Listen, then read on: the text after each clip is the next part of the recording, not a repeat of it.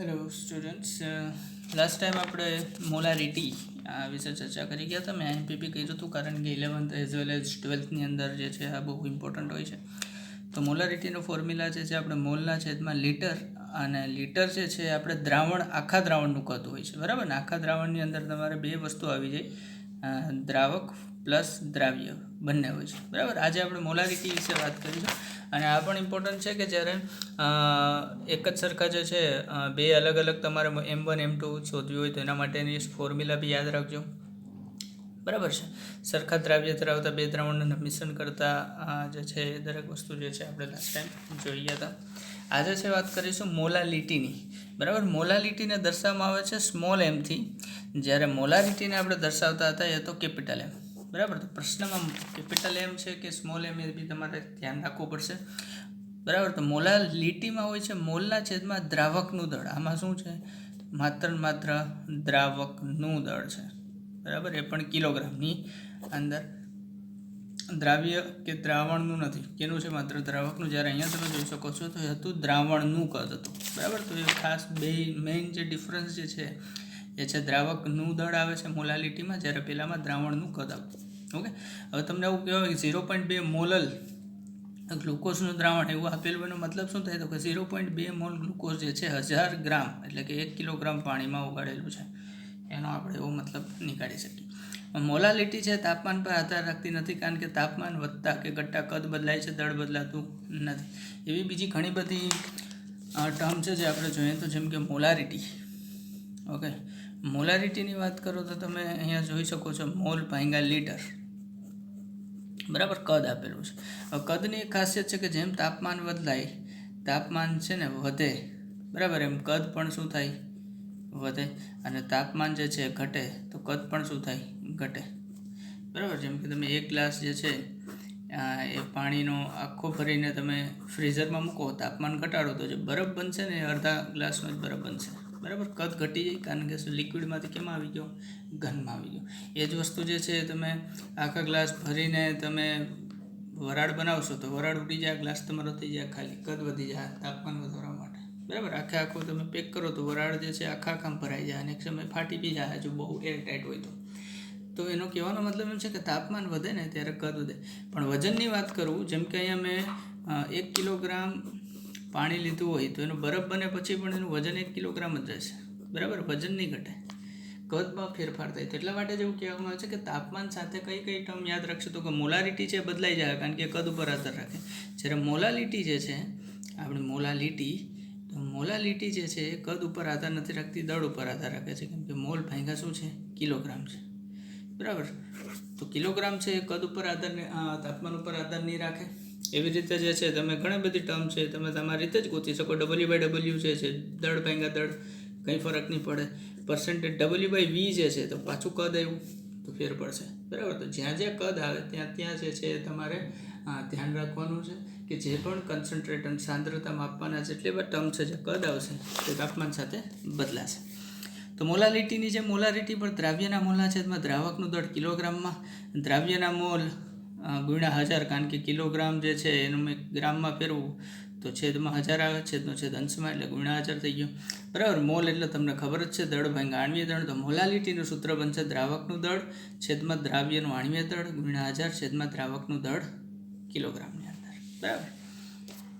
એક simple example જોઈએ. Example બહુ સિમ્પલ તો નથી. ઓકે, એમાં એવું કીધું છે કે 3 મોલર Na2H2O3 દ્રાવણની ઘનતા 1.25 ગ્રામ પર ml છે. તો Na2H2O3 અને પર્સન્ટેજ W/W ગણો તથા Na+ તથા H2O3 - 2ની આયનની મોલાલિટી ગણો. ઓકે, તો આની અંદર તમને 3 મોલર આપેલું છે Na2H2O3. કેટલું આપેલું છે? 3 મોલર Na2H2O3 આપેલું છે, બરાબર. ઘનતા આપેલી છે તમને 1.25, બરાબર. તો તમારે પર્સન્ટેજ W/W શોધવાનો છે. તો પર્સન્ટેજ W/W શોધવા માટે પહેલાં તો આપણને ખબર હોવી જોઈએ શું જોઈએ? મારે અહીંયા દ્રાવ્યનું દળ જોઈએ, દ્રાવ્યનું દળ છેદમાં શું જોઈએ? મારે દ્રાવણનું દળ જોઈએ, બરાબર. એને ગુણ્યા હું 100 કરીશ એટલે મને શું મળી જાય? પર્સન્ટેજ W/W મળી જાય. ઓકે, તો પર્સન્ટેજ W/W મારે કેના જોઈએ છે? Na2H2O3. તો Na2H2O3નું વજન જોઈએ, છેદમાં શું જોઈએ મારે? દ્રાવણનું દળ. બરાબર.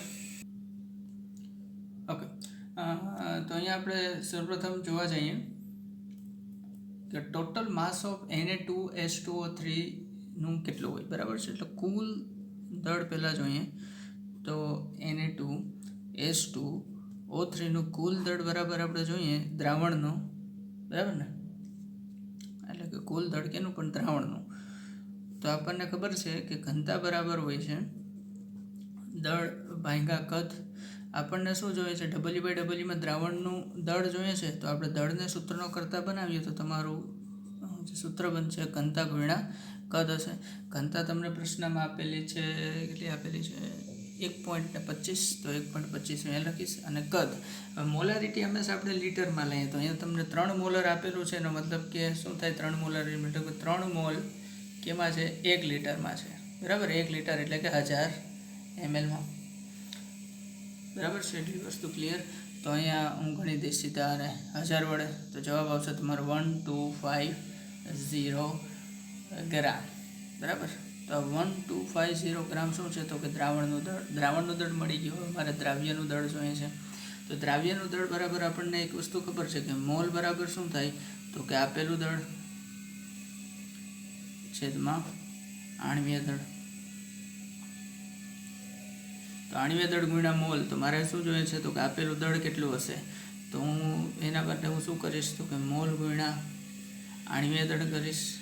તો આપણને ખબર જ છે મોલ કેટલા છે અહીંયા. તો મને ખબર જ છે કે મોલારિટી એટલે શું હોય? તો કે ભાઈ એકમ કદમાં હાજર રહેલા અથવા તો 1000 mlમાં રહેલા મોલની સંખ્યા. તો અહીંયા મને ક્વેશ્ચનમાં જ આપી દીધેલું છે કે 3 મોલ છે. તો હું અહીંયા મોલ કેટલા લઈ લઈશ? 3. અને આણ્વીય દળ તો Na2H2O3 છે. બરાબર, તો O3 તો સોડિયમનું હોય છે 23, એને ગુણ્યા 2. સલ્ફરનું હોય છે 32, એને ગુણ્યા 2, વત્તા ઓક્સિજનનું હોય છે 16, એને ગુણ્યા 3. આનો તમે ટોટલ કરો એટલે આણ્વીય દળ મળશે તમને 158 ગ્રામ. તો એને ગુણ્યા પાછા 3 કરો એટલે જવાબ આવશે તમારો 474 ગ્રામ. બરાબર, તો 3 ગુણ્યા 158 બરાબર કેટલો મળ્યો આપણને? 474. હવે એ જ વસ્તુ આપણે કેમાં મૂકી દઈએ?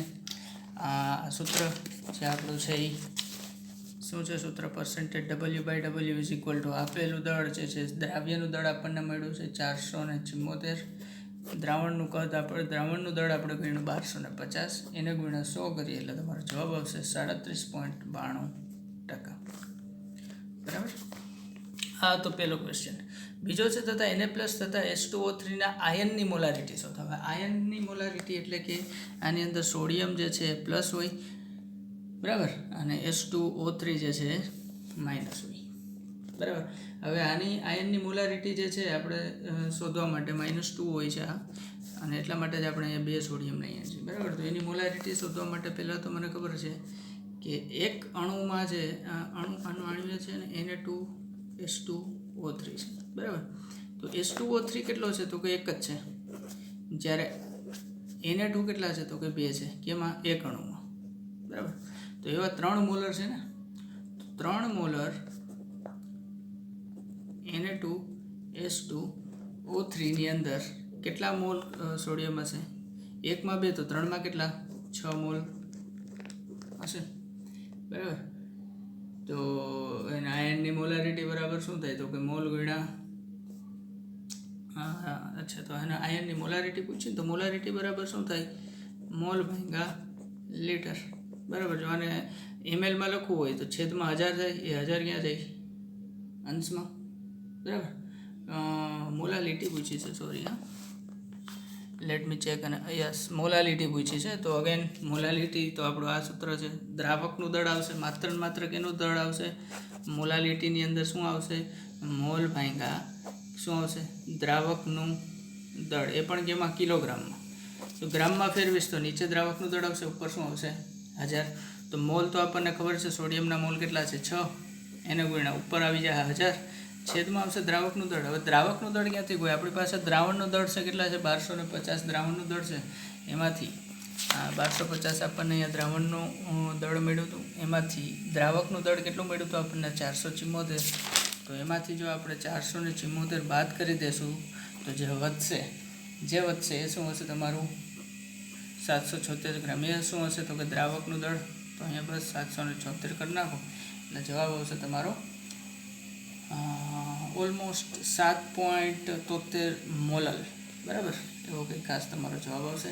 સેમ ટુ સેમ જે છે તમે H2O3 માટે ગણો તો H2O3 જે છે એક અણુમાં 1 મોલમાં 1 છે તો 3 મોલમાં કેટલા હશે 3.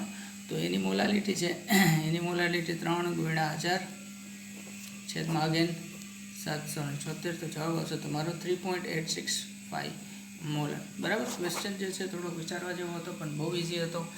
મોલાલ 3 મોલર તમને શબ્દ જોતા જ ખબર પડવી જોઈએ. 3 મોલરનો મતલબ થાય છે કે 3 મોલ 1000 mlમાં ઉગાડેલા હોય ત્યારે શું થાય 3 મોલર. અહીંયા જે છે આ છે 3.8 મોલરનો મતલબ શું થાય તો કે 3.8 મોલ જે છે H2O3ના એ કેટલામાં હશે 1000 ગ્રામ દ્રાવકની અંદર ઉગાડેલા હશે, બરાબર છે. નાની નાની ટર્મને તમારે વાંચતા આવડવી જોઈએ. 1 મોલરનો મતલબ શું થાય કે 1 મોલ 1000 ગ્રામમાં, બરાબર ને, આ મતલબ થાય. તો અહીંયા મને 3 મોલરનો મતલબ થાય 3 મોલ 1000 ગ્રામમાં, એટલે મેં અહીંયા છે એ સીધું તમે જોઈ શકો છો કે મેં દ્રાવણનું જે છે એ કદ કેટલો લઈ લીધો સીધું 1000 ml, કારણ કે મોલરનો મતલબ 1000 જ થાય. ઓકે, નેક્સ્ટ એક ક્વેશ્ચન જે છે એ છે 40% W/W NaOHની મોલાલિટી શોધો, બરાબર. મોલાલિટી શોધવાનું કીધું છે 40% W/Wની. તો 40% અહીંયા શોધો. હું તમને 40% W/W NaOHનો મતલબ શું થાય? એનો મતલબ એવો થાય કે 40 ગ્રામ જે છે એ કેમાં છે તો કે 100 ગ્રામ દ્રાવણમાં હશે, બરાબર ને.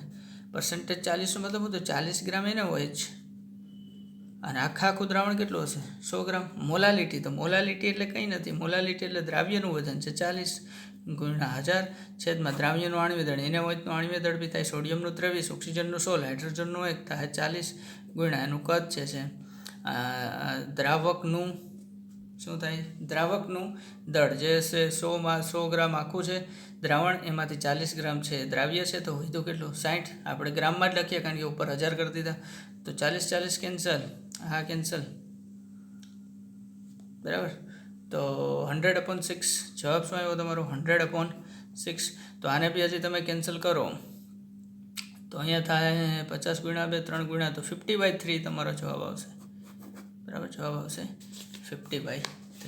તો અહીંયા હું તમને જવાબ લખી દઉં છું 50/3, બરાબર. અને આ તમે તમારી રીતે કરી લેજો. તો આ 2 દાખલા જે મેં તમને સોલ્વ કરાવ્યા છે, બરાબર છે. અહીંયા મેં જગ્યા નથી છોડી, તમે તમારી રીતે હવે સોલ્વ કરજો. વિડીયો પોઝ કરીને જોઈ લેવો અને આ લખી લેજો, બરાબર, તમારી નોટની અંદર. નેક્સ્ટ અગેન અને વેરી ઇમ્પોર્ટન્ટ ટોપિક છે મોલ ફ્રેક્શન. મોલન્સ જે IMP છે, કારણ કે 12thની અંદર એઝ વેલ એઝ 11thની અંદર આગળના ચેપ્ટરોમાં તમને બહુ ફ્રિકવન્ટલી જોવા મળશે, બરાબર. ફ્રિકવન્ટલી એટલે દર બીજે દિવસે છે મોલ ફ્રેક્શનનો ક્યાંક ને ક્યાંક ઉલ્લેખ હશે. તો mall fraction one of the easiest thing છે, તમને સમજાવું. આના દાખલા જે છે થોડાક ટ્રિકી હોય છે, પણ એ આપણે 12મા ધોરણમાં વધારે ડીપમાં ભણીશું, કારણ કે આ ચેપ્ટરની અંદર આના એટલા બધા કંઈ ખાસ દાખલાઓ નથી. પણ 12મા ધોરણની અંદર છે મોલ ફ્રેક્શનને લગતા ઘણા બધા દાખલા આવે જેની આપણે પ્રેક્ટિસ કરીશું, બરાબર. તો મેન જે છે કે કોઈ પણ ઘટક દ્રાવ્ય હોય અથવા તો દ્રાવક હોય ના મોલ અને દ્રાવણના કુલ મોલના ગુણોત્તરને મોલન્સ કહેવાય. તો માન લો કે તમારું દ્રાવણ જે છે એ કોઈ પણ ગમે એટલા ઘટકોનું બનેલું હોય. દ્રાવણમાં લિમિટેશન નથી, આપણે કે 2 જ હોય, એક દ્રાવક અને દ્રાવ્ય. એક જ દ્રાવકની અંદર 6-7 દ્રાવ્ય બી હોઈ શકે. પણ સામાન્ય રીતે આપણે દ્વિઅંગી દ્રાવણની વાત કરીએ તો દ્વિઅંગી દ્રાવણની અંદર શું હોય તો કે એ માન લો કે છે દ્રાવ્ય છે તમારું અને બી જે છે એ છે દ્રાવક. તો એના મોલન્સ શું હોય તો x એ એના મોલન્સ હોય તો કે એના પોતાના મોલ છેદમાં કુલ મોલ, બરાબર. કુલ મોલ એટલે શું હોય તો કે એના મોલ તો છે જ, એના છેદમાં કુલ મોલ એટલે a વત્તા b બંનેના શું થાય મોલનો સરવાળો, એ થાય કુલ મોલ. બસ આનો ગુણોત્તર જ છે તમારા મોલન્સ. તો અહીં દ્રાવ્યના મોલન્સ એટલે દ્રાવ્યના મોલ છેદમાં દ્રાવ્યના મોલ વત્તા દ્રાવકના મોલ.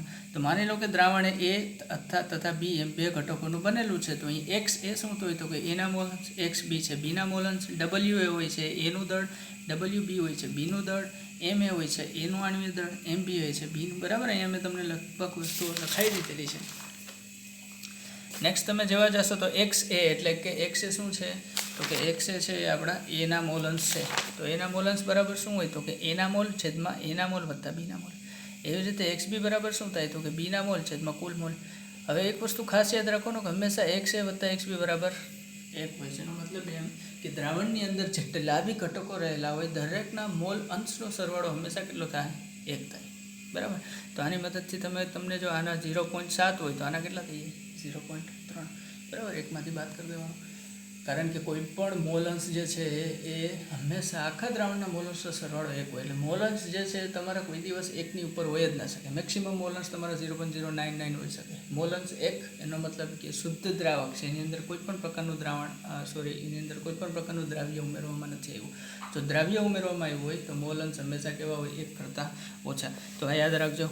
તો એક્સ એ વત્તા એક્સ બી છે મેં કરેલું છે એ બરાબર હંમેશા શું હોય? 1. તો આ એક બહુ ઇમ્પોર્ટન્ટ નોટ તમારી બની જાય છે. બરાબર. તો યાદ રાખજો. ઘણા બધા શોર્ટકટ કી છે આની અંદરથી જ તમે ક્વેશ્ચન જોઈને જ તમે આની અંદરથી દાખલો ગણી શકો. બરાબર. નેક્સ્ટ છે આયનિક સંયોજનોની મોલારિટી. આ પણ આપણે આયનિક ઇક્વિલિબ્રિયમ જ્યારે ભણીશું તેમાં વધારે ડીપમાં જશું, પણ અહીંયા ઉપરથી તમને માહિતી આપી દઉં કે આયનિક જે 0.1 મોલર BeCl2ના દ્રાવણમાં બેરિયમ ક્લોરાઇડના દ્રાવણમાં રહેલા આયનોની મોલારિટી ગણો જો તેનું વિયોજન 80% થતું હોય. હવે આયનિક કમ્પાઉન્ડ હોય ને એના વિશે તમને ઉપરથી માહિતી આપું. તો આયનિક કમ્પાઉન્ડ છે એટલે કે આયનિક સંયોજનો છે જેમ કે NaCl જે છે. બરાબર. આયનિક સંયોજનોમાં મુખ્યત્વે એક ધાતુ હોય અને એક અધાતુ હોય. બરાબર. તો જ્યારે એક ધાતુ અને અધાતુ જોડાય ત્યારે 99% જે સંયોજનો બનતા હોય એમાં અમુક અપવાદો હોય, પણ 99% જે સંયોજનો બનતા હોય એ સંયોજનો કેવા હોય? આયનિક સંયોજનો હોય. તો NaCl છે, અહીંયા BeCl2 છે. તો BeCl2માં B છે ધાતુ છે, આમ તો અર્ધધાતુ છે પણ ધાતુ, અને આ છે કેવા છે? અધાતુ. તો જ્યારે આને તમે પાણીમાં નાખો ને એટલે એના આયનોમાં છૂટા પડે. જેમ કે બેરિયમ છે B+2માં થાય અને ક્લોરિન જે છે એ 2 ક્લોરિન આયનમાં થાય. બરાબર. એને સોડિયમ ક્લોરાઇડ પણ કઈ રીતે? NaClમાં Na+Cl-. બરાબર. તો તમારી પાસે જ્યારે તમારી પાસે આખું હોય ત્યારે એક જ અણુ હોય, પણ જેવા તમે એને પાણીમાં નાખો તો તૂટીને કેટલા અણુ બની જાય? તો કે તમે જોઈ શકો છો કે હવે 3 અલગ અલગ પરમાણુ બની ગયા. એક Be+2નો, 2 ક્લોરિન માઇનસ. બરાબર. અને 80% વિયોજનનો મતલબ એવો થાય કે 80% તૂટે છે. મતલબ કે આ 1 હોય તો આમાંથી તૂટે છે કેટલું? તો કે 0.8 તૂટે છે. બરાબર. 0.2 એમનું એમ પડ્યું રહે. એવો વિયોજનનો મતલબ થાય છે. તો અહીંયા BeCl2 કેટલી મોલારિટી આપી મને? 0.1 આપેલી છે. એમાંથી શું બનશે? B+2 વત્તા 2Cl- બનશે. હવે 0.1 મોલર છે એમાંથી 80% વિયોજન, તો 0.1નું 80% એટલે કેટલું થાય? 0.08 છે વપરાશે, બાકીનું એમને પડ્યું રહેશે. તો આ B+2 કેટલો થાય? તો કે 0.08. એક ક્લોરિન કેટલો થાય? એ પણ 0.08, પણ કેટલા ક્લોરિન નીકળે છે? 2. એટલે બંનેનો થઈને કેટલો થાય? 0.16 મોલર. તો મોલારિટી જ છે કે B+2ની મોલારિટી થાય તમારી 0.8 મોલર, જ્યારે Clની થાય. એવી રીતે NaClની વાત કરું તો NaCl જે છે એ Na+ બનશે અને Cl- બનશે. માન લો કે આ 2 મોલર છે. બરાબર. તો 2 મોલર છે અને આનું 100% શું થાય છે? આયનીકરણ થાય. તો આ કેટલું બનશે? તો કે આ પણ 2 મોલર બનશે અને આ પણ કેટલું બનશે? 2 મોલર. બરાબર. એ વસ્તુ છે. અગેન કહું છું કે આ ખૂબ જ ડીપમાં આ બધું કઈ રીતે થાય આપણે આયનિક ઇક્વિલિબ્રિયમ અને ઇલેક્ટ્રોકેમિસ્ટ્રી ભણીશું એની અંદર વધારે ડીપમાં આવશે. અહીંયા just for your kind information કે આવી રીતનું હોય છે દર્શાવવા માટે આપેલું છે. બરાબર. નેક્સ્ટ જે છે દ્રાવણોનું મિશ્રણ અથવા મંદન. Okay. Mixing of and dilution of solution. હવે મિશ્રણ તો તમને ખબર જ છે કે 2 અલગ અલગ સાંદ્રતા ધરાવતા દ્રાવણનું મિશ્રણ કરીએ ત્યારે શું તમને જોવા મળે. બીજું ડાયલ્યુશનનો મતલબ થાય છે મંદ કરવું. મંદ કરવો મતલબ કે માની લો કે મારી પાસે 1 લિટર પાણી છે, એમાં મેં 1 કિલો મીઠું ઓગાળ્યું. બરાબર. તો એ સાંદ્ર દ્રાવણ હશે. મંદ કરવાનો મતલબ શું થાય? તો કે મારે એની અંદર હું 2 થી 3 લિટર પાણી નાખી દઉં અને દ્રાવ્ય જે છે 1 કિલોગ્રામ જ રાખું તો શું થાય? પાણી વધે એમ દ્રાવણ કેવું થાય? તમારું મંદ થતું જાય. બરાબર. ક્વેશ્ચનના ફોર્મમાં જ આ જોઈએ. 20 ml તમારો N/2. હવે આપણે આ વસ્તુ મેં તમને ઓલરેડી કરાવી દીધેલી છે. N/2 ને બધું શું છે એટલે એમાં તમને મારા ખ્યાલથી પ્રશ્ન નહીં જ હોય. બરાબર. આ રહ્યું જો N/2 એટલે સેમી નોર્મલ. N બરાબર આપણે શું લેવાનો હોય? 1 લેવાનો હોય છે. બરાબર. તો એ તમને આઈડિયા છે જ એનો. તો અહીંયા તમને ખબર છે કે 20 ml N/2 HCl, 50 ml N/10 H2SO4 અને 150 ml છે N/5 HNO3 ને મિશ્ર કરતા બનતા દ્રાવણની નોર્માલિટી શોધો. સૂત્ર છે તમારું N1V1 + N2V2 + N3V3 = N × into વી. તો N1 એટલે કે પહેલી નોર્માલિટી કેટલી છે 1/2 ગુણ્યા V1 કેટલા એનું કદ છે તો કે 20 ml વત્તા N2 બીજા જે છે એસિડ એ છે તમારો H2SO4 એની નોર્માલિટી 1/10 એનું V એટલે કે કદ છે 60 વત્તા ત્રીજું છે તમારું HNO3 જેની નોર્માલિટી 1/5 ઇન્ટુ એનું કદ કેટલું છે 150 ml બરાબર N ટોટલ કદ કેટલું થાય 20 વત્તા 60 વત્તા 150 કેટલું થાય તમારું 230 બરાબર. અહીંયા તમારું થાય 10 અહીંયા થાય 6 અહીંયા થાય 30 N તો તમારે નોર્માલિટી શોધવાની છે તો આ બધાનો સરવાળો 46 બરાબર N 230 તો Nને સૂત્રનો કરતા બનાવો તો 46 ડિવાઇડ બાય 230 કરશો એટલે તમારો જવાબ આવે N જે છે 0.2 નોર્મલ દ્રાવણ હશે. કહેવાનો મતલબ કે હું 20 ml 0.5 નોર્મલ એટલે કે 1/2 normal HCl 60 ml 1/10 normal H2SO4 અને 150 ml 1n/5 HNO3 ને મિક્સર કરી તો એક દ્રાવણ બનશે જે ખૂબ જ એસિડિક હશે બરાબર. તો એની નોર્માલિટી કેટલી થાય તો કે 0.2. ગણતરી કરવા માટેનું સૂત્ર તમને યાદ હોવું જોઈએ. જો આ સૂત્ર યાદ હોય તો આ દાખલો થાય, બાકી તમે પરીક્ષામાં ગમે એટલું તમારું નોલેજ દોડાવી લો આ દાખલો નહીં થાય વિધાઉટ સૂત્ર બરાબર. ઓકે, અગેન એક ક્વેશ્ચન જે છે તમારા હોમવર્ક માટે છે, ઓફ તમે લોકો કરી જશો. હોમવર્કમાં એવું કહું છું કે 200 ml 1 molar HCl દ્રાવણને 800 ml 2 molar HCl દ્રાવણ સાથે મિશ્ર કરતા બધા દ્રાવણની મોલારિટી શોધો. મળી જશે બરાબર. આ વખતે તો 200 ml 1 મોલર HCl ને 800 ml 2 મોલર HCl તો સરખા દ્રાવણો જ છે બરાબર. તો એના સૂત્ર મેં તમને ઓલરેડી લખાવી દીધેલા છે. અને બનતા દ્રાવણની ઘનતા આપેલી હોય તો એની મોલાલિટી બી શોધો. તો ઘનતા ઉપરથી મોલાલિટી માટે કઈ રીતે તમે કરશો? પહેલાં તો દ્રાવણ નું તમને દળ મળશે, દ્રાવણના દળમાંથી દ્રાવ્યનું દળ બાદ કરશો એટલે તમને શું મળી જાય? દ્રાવકનું દળ. બસ simple. Next again limiting reagent એટલે કે સીમિત પ્રક્રિયક છે. અગેન IMP જે છે બરાબર. સીમિત પ્રક્રિયક જે છે એનો કન્સેપ્ટ તમને હું સમજાવું. તો સીમિત પ્રક્રિયક જે છે ને એ બહુ મસ્ત વસ્તુ છે. સીમિત પ્રક્રિયક ઓકે. માન લો કે મારે એક રાસાયણિક પ્રક્રિયાની મદદથી પાણી બનાવવું છે. તો પાણી માટે હું શું લઈ તો કે હાઇડ્રોજન લઈ વત્તા શું લઈ ઓક્સિજન લઈ. તો અહીંયા બનશે તમારું H2 બરાબર. આને બેલેન્સ કરવા માટે હું શું કરું તો કે અહીંયા 2 કરી દઉં બરાબર ને, અહીંયા 2 કરી દઉં, અથવા તો આને અહીંયા 1/2 કરી દઉં તો બી ચાલે. તો તમે આ રિએક્શન ઉપરથી હું શું નક્કી કરું કે મારે 2 મોલ કેટલા છે? આ શું દર્શાવે? મોલ દર્શાવે બરાબર ને. તો 2 મોલ મારે શું જોઈએ? હાઇડ્રોજન જોઈએ. 2 મોલ જે છે મારે શું જોઈએ? હાઇડ્રોજન જોઈએ. અહીંયા કંઈ નથી તો 1 મોલ છે શું જોઈએ મારે? ઓક્સિજન જોઈએ. ત્યારે જઈને મારે શું મળે છે તો કે 2 મોલ પાણી મળે છે બરાબર. હવે વાત એમ થાય કે ફરીથી લખું રિએક્શન H2 વત્તા O2 gives 2H2. હવે અહીંયા પ્રશ્ન કેવો ઉપસ્થિત થાય કે માની લો કે મારે અહીંયા 2 મોલ એટલે કેટલા ગ્રામ જોઈએ તો કે 2 ગ્રામ હાઇડ્રોજન જોઈએ. 1 મોલ O2 એટલે કેટલા? O2 છે અહીંયા 1 મોલ O2 છે એટલે કેટલા ગ્રામ જોઈએ? 32 ગ્રામ જોઈએ. અને અહીંયા H2 એટલે કેટલા ગ્રામ બનશે તો 36 ગ્રામ બનશે. આ હું એનાલિસિસ કરી શકું with the help of mall concept બરાબર. આ છે બ્યુટી મોલ કોન્સેપ્ટની.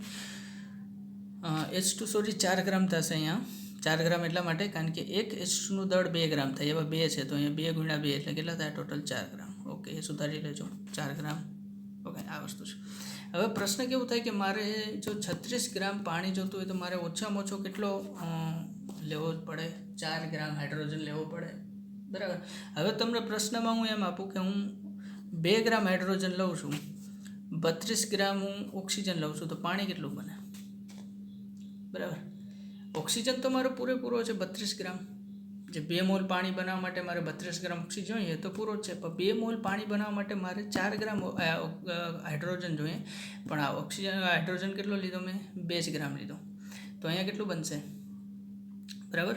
જોઈએ અહીંથી તો અહીંથી ત્રિરાશિ કરું. આ તો કોમન છે એને કાઢી નાખો. તો અહીંથી હું ત્રિરાશિ માંડું તો મને ખબર છે કે 4 ગ્રામે મને મળે છે 36 ગ્રામ. 4 ગ્રામ હાઇડ્રોજન 36 ગ્રામ શું મળે છે? વોટર. તો 2 ગ્રામે કેટલા? તો 2 ગુણ્યા 36 ડિવાઈડ બાય શું આવે? 4 બરાબર. તો અગેન કેટલા આવે? 18 ગ્રામ મળે. તો તમે જોઈ શકો કે મને પાણી કેટલું મળશે? 1 જ મોલ મળશે. 18 ગ્રામ મતલબ 1 મોલ પાણી.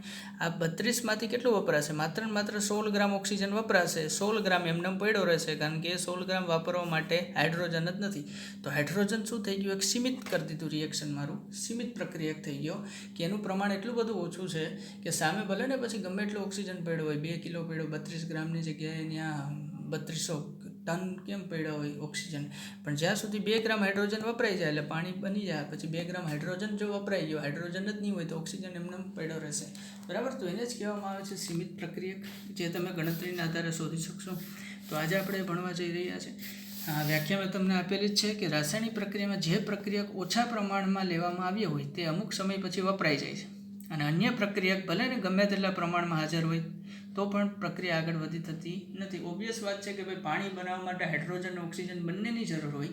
જો હાઇડ્રોજન એક વખત વપરાઈ જાય પછી પાણી બનવાનું જ નથી, ખાલી ઓક્સિજન તો કંઈ પાણી બનાવવાનું નથી. એ જ વસ્તુ દરેક રિએક્શનને લાગુ પડે, બરાબર. તમારે કાર્બન ડાયોક્સાઇડ બનાવવો હોય તો એમાં કાર્બન અને ઓક્સિજન બંનેની જરૂર પડે. જો ઓક્સિજન તમારી પાસે બહુ બધું હોય અને કાર્બન ઓછો હોય તો એક વખત કાર્બન વપરાઈ જાય પછી કાર્બન ડાયોક્સાઇડ બનતો નથી, એટલે કે પ્રક્રિયા આગળ વધી શકતી નથી, બરાબર. તેથી જે પ્રક્રિયક વપરાઈ જાય છે તેને નિપજનો જથ્થાને અંકુશિત કરે છે, બરાબર. હવે હાઇડ્રોજન વપરાઈ ગયો તો હાઇડ્રોજનને કારણે તમારી નિપજ હતી પાણી એ શું થઈ ગયું, અંકુશિત થઈ ગઈ, બરાબર. જોઈએ એટલે તમને મળી નહીં. તો આને જે છે તે સીમિત પ્રક્રિયા કહેવાય. સ્ટોક્યોમેટ્રિક ગણતરીઓ કરતી વખતે આ બાબત ધ્યાનમાં રાખવી જરૂરી છે. સ્ટોક્યોમેટ્રિક ગણતરી એટલે આ મેં જે કહી ને એને સ્ટોક્યોમેટ્રિક ગણતરી કહેવાય, બરાબર ને. જેમ કે હું ફરીથી લખું તમને સ્ટોક્યોમેટ્રિકનો કહ્યું, બરાબર. 2H2 + O2 gives 2H2. આ રિએક્શનની સ્ટોક્યોમેટ્રિક ગણતરી હું કઈ રીતે કરું? આ મને મોલ દર્શાવે. શું દર્શાવે? આગળ જે નંબર હોય શું દર્શાવે? મોલ દર્શાવે. તો અહીંયા લખું 2 મોલ હાઇડ્રોજન, 1 મોલ O2 અને 2 મોલ H2O. એનું દળ બી હું લઈ શકું. 2 મોલ હાઇડ્રોજનનું દળ 4 ગ્રામ, 1 મોલ O2નું દળ 32 ગ્રામ અને 2 મોલ H2Oનું દળ 36 ગ્રામ, બરાબર ને. આ રીતે હું આને સ્ટોક્યોમેટ્રિક ગણતરી કહેવાય, જેના આધારે હું ત્રિરાશિ માંડીને કોઈ પણનો દળ કાઢી શકું, બરાબર ને. ઓકે, હવે સીમિત પ્રક્રિયક તમને ખબર કઈ રીતે પડે? એક તો મેં તમને એક ટેકનિક તો કહી જ દીધી, આવી રીતે તમને ખબર પડી શકે. બીજી ટેકનિક જે છે 3 મહત્વની પ્રશ્ન, તેમાં આપણે ત્રીજી ટેકનિક છે વાપરીશું, કારણ કે એક કરતાં વધુ પ્રક્રિયક માટે બી ઉપયોગી છે. પહેલી ટેકનિક છે કે રાસાયણિક પ્રક્રિયાની મદદથી જરૂરી જથ્થાની ગણતરી અને પછી આપેલ જથ્થા સાથે સરખામણી. એ મેં હમણાં કરી જોયું એ રીતે કે ભાઈ જરૂરી જથ્થાની ગણતરી મેં પહેલાં જ કરી લીધી હતી કે જરૂરી જથ્થો કેટલો હોય, 4 ગ્રામ હોય. ઓક્સિજનનો જરૂરી જથ્થો છે 32 ગ્રામ હોય. પછી આપેલો કેટલો હોય, જેમ કે આમાં મને 2 ગ્રામ મેં લીધેલો હતો તો 2 ગ્રામ તો મને ખબર છે જરૂરી જથ્થો 4 હોય, આપેલો 2 છે તો સીમિત પ્રક્રિયા કોણ હોય? હાઇડ્રોજન હોય. ખબર પડી? તો એ રીતે તમે કરી શકો. જે 2 પ્રક્રિયા આપેલા હોય ત્યારે એ વસ્તુ વધારે ઉપયોગી, 2 કરતાં વધારે પ્રક્રિયક થાય ત્યારે ગણતરી તમારા માટે થોડીક ડિફિકલ્ટ થઈ ગઈ, બરાબર. એટલી બધી નહીં પણ થોડીક ડિફિકલ્ટ થઈ જાય, કારણ કે 2 કરતાં વધુ પ્રક્રિયક આપ્યો હોય ત્યારે તમને દરેકનું દળ નહીં આપ્યું હોય. ઓકે, બીજી છે કે આપેલ પ્રક્રિયકોમાંથી એક પછી એક બધાને ધ્યાનમાં રાખી નિપજો બનાવવામાં આવે. જે સૌથી ઓછી નિપજ બનાવે તે સીમિત પ્રક્રિયક હોય. એ પણ બરાબર છે. જેમ કે મેં પહેલાં તો કેનાથી બનાવી હતી? પાણીને લીધે. પાણીને 2 ગ્રામ લઈને અહીંયા છે તો 4 ગ્રામે 36, તો 2 ગ્રામે કેટલા? એ આધારે મેં નિપજ બનાવી 18 ગ્રામ. એવી રીતે 32 આના માટે હું બનાવું તો એ જોઉં તમે કે 32 ગ્રામે કેટલા મળે છે મને? 36 ગ્રામ. તો અગેન મને આપેલા કેટલા છે? 32 ગ્રામે કેટલી મળશે? તો 36 ગ્રામ જ મળશે. તો જો એકમાં 18 મળી, એકમાં 36, તો જેમાં ઓછી નિપજ મળે એ શું હોય? તમારો સીમિત પ્રક્રિયક. તો એક ટેકનિક એ બી છે. ત્રીજી ટેકનિક છે કે દરેક પ્રક્રિયાના આપેલા મોલને તેના સ્ટોક્યોમેટ્રિક અવયવો દ્વારા ભાગવામાં આવે, જેનો જવાબ સૌથી ઓછો હશે તે સીમિત પ્રક્રિયક હશે. સ્ટોક્યોમેટ્રિક કોફિશિયન્ટ મેં તમને હમણાં જ કીધું, આને જે છે એને શું કહેવાય? તમારો સ્ટોક્યોમેટ્રિક કોફિશિયન્ટ કહેવાય, જે મોલ દર્શાવે. તો આમાં ત્રીજી ટેકનિક શું કહેવાય? તો કે દરેકના આપેલા મોલને તેના સ્ટોક્યોમેટ્રિક અવયવ વડે ભાંગવામાં આવે. તો આના 2 મોલ છે તો 2 ભાગ્યા 2 શું આવશે? 1. આનો 1 મોલ છે તો 1 ભાગ્યા 1 શું આવશે? 1. તો આમાં તો જે છે સરખું જ છે, પણ કોઈ સીમિત નથી, આખી રિએક્શન થાય. પણ જો અહીંયા 2 જ ગ્રામ આપેલું હોય એટલે 1 જ મોલ આપેલું હોય, બરાબર. તો સ્ટોક્યોમેટ્રિક કોફિશિયન્ટ 1 છે અને એના મોલ ભાગ્યા મેં જે આપણે કરીએ હમણાં એક્ઝામ્પલ, વ્યવસ્થિત એક્ઝામ્પલ કરીએ, આમાં કન્ફ્યુઝન થાય તમને. ઓકે, તો જેમ કે મેં એક રિએક્શન લખ્યું છે કે CaCO3 + 2HCl gives 1 CaCl2 + 2H2O + 1 CO2, બરાબર. તો અહીંયા 1 છે, 1 છે, અહીંયા 1 છે, આ 2 છે. આ શું દર્શાવે? આ પ્રક્રિયક છે, આ નિપજ છે. અને આ જે છે આગળ જે નંબર લાલ પેનથી મેં લખ્યા છે શું દર્શાવે? તમારો સ્ટોક્યોમેટ્રિક અવયવ, સ્ટોક્યોમેટ્રિક નંબર, સ્ટોક્યોમેટ્રિક અંક જે કહેવાય. ઓકે, પહેલી તો અને પ્રક્રિયા તમારી સંતુલિત હોવી જોઈએ. આ પ્રક્રિયા તમે કરો તો યા નકર તો મોલ વિખાઈ જાય. પ્રક્રિયા સંતુલિત નહીં હોય તો. CaCO3 + 2HCl gives CaCl2 + H2O + CO2. આની અંદર મેં લખેલું જ છે કે ઉપરોક્ત માહિતી તમને ઓલરેડી મેં લખી દીધી છે કઈ રીતે લખવી, બરાબર ને. એ તમે જોઈ લેજો, એ બહુ ઇઝી છે, આખું સમજાવેલું છે, બરાબર.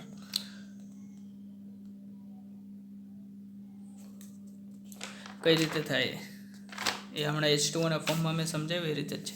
પ્રશ્ન જે છે સમજવા જેવો છે. પ્રશ્ન એવો કહે છે કે નીચે આપેલા રાસાયણિક પ્રક્રિયાથી જણાવો કે જો 20 ગ્રામ CaCO3ની પ્રક્રિયા 20 ગ્રામ HCl સાથે કરતાં કેટલા ગ્રામ CO2 બને. પ્રક્રિયા તમને આપેલી છે CaCO3 + 2HCl gives CaCl2 + H2O + CO2. બરાબર. તો પ્રથમ આપણે મોલની ગણતરી આપણે ત્રીજી ટેકનિક વાપરીએ. પહેલાં તો બધાના મોલની ગણતરી. તો CaCO3નું આપેલું દળ છે 20 છેદમાં આણ્વીય દળ થાય એનું 100. તો CaCO3ના મોલ તમને આપેલા છે 0.2. HClના મોલની વાત કરો તો આપેલું દળ છે 20 ગ્રામ HCl છેદમાં એનું 36.5 આણ્વીય દળ છે 0.458. બરાબર. તો સીમિત પ્રક્રિયક શોધવા માટે આપણે શું કીધું હતું? એના મોલ ભાંગ્યા એનો સ્ટોઇકિયોમેટ્રિક કોફિશિયન્ટ. તો 0.2 CaCO3ના મોલ છે, એનો સ્ટોઇકિયોમેટ્રિક કોફિશિયન્ટ કેટલો છે? 1. તો 0.2 ભાંગ્યા કેટલા થાય? 0.2. HClના મોલ છે 0.548, એનો સ્ટોઇકિયો કોફિશિયન્ટ 2 છે, તો એ ભાંગ્યા 2 તો 0.274. અને અહીંથી જોઈ શકાય છે કે જેનો આનો જે ગુણોત્તર જેનો ઓછો હોય ને એ સીમિત પ્રક્રિયા હોય. તો તમે 0.27 અને 0.2માં 0.2 એ નાની રકમ છે. તો અહીં જોઈ શકાય કે CaCO3ના મોલ અને સ્ટોઇકિયોમેટ્રિકનો જે વચ્ચેનો ગુણોત્તર છે ઓછો છે, માટે તમારો CaCO3 શું થાય? તો કે સીમિત પ્રક્રિયક છે. બરાબર. સીમિત પ્રક્રિયક તો શોધી લીધો. કેટલા ગ્રામ CO2 બનશે? તમે જો ડાયરેક્ટ પ્રક્રિયાથી જોવો તો આમાં જોઈ શકો છો કે 1 મોલ જો તમે આખો લ્યો CaCO3 તો તમને કેટલો મળે છે? 1 મોલ શું મળે? CO2 મળે. બરાબર. 1 મોલ CaCO3નું વજન કેટલું હોય? તો કે 100 ગ્રામ. તો કે 100 ગ્રામમાંથી 1 મોલ CO2નું વજન હોય છે 44 ગ્રામ. ચોખ્ખું તમે કહી શકો કે 100 ગ્રામ CaCO3 એ 44 ગ્રામ મળે. પણ આપણને કેટલું આપ્યું છે? 20 ગ્રામ. તો કેટલો મળશે? બસ સિમ્પલ. તો 100 ગ્રામ CaCO3 એ 44 ગ્રામ. તો 20 કેટલા? જવાબ આવશે 8.8 ગ્રામ CO2. ઓકે.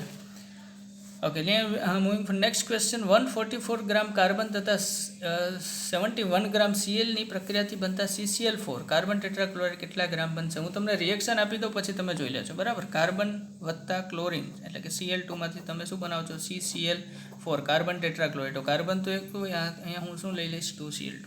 તો આ થઈ ગઈ તમારી પ્રક્રિયા. બરાબર.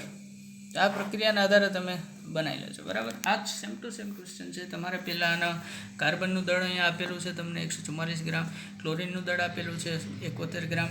બરાબર. તો એના ભાંગ્યા એનો આણ્વીય દળ તમને ખબર જ છે. તો એનાથી તમે એના મોલ શોધો. મોલ શોધીને એના સ્ટોઇકિયોમેટ્રિક કોફિશિયન્ટ વડે ડિવાઈડ કરો એટલે તમને શું મળશે?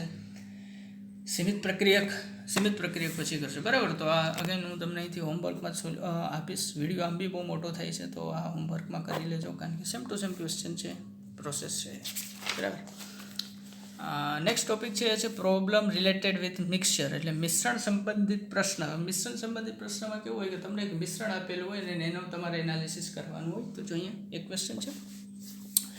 CaCO3 અને રેતી એટલે કે SiO2નું 4 ગ્રામ મિશ્રણ લેવામાં આવે છે. તેને HCl સાથે પ્રક્રિયા કરતાં 0.88 ગ્રામ CO2 ઉત્પન્ન થાય છે. તો મિશ્રણમાં કેટલા ટકા CaCO3 હશે?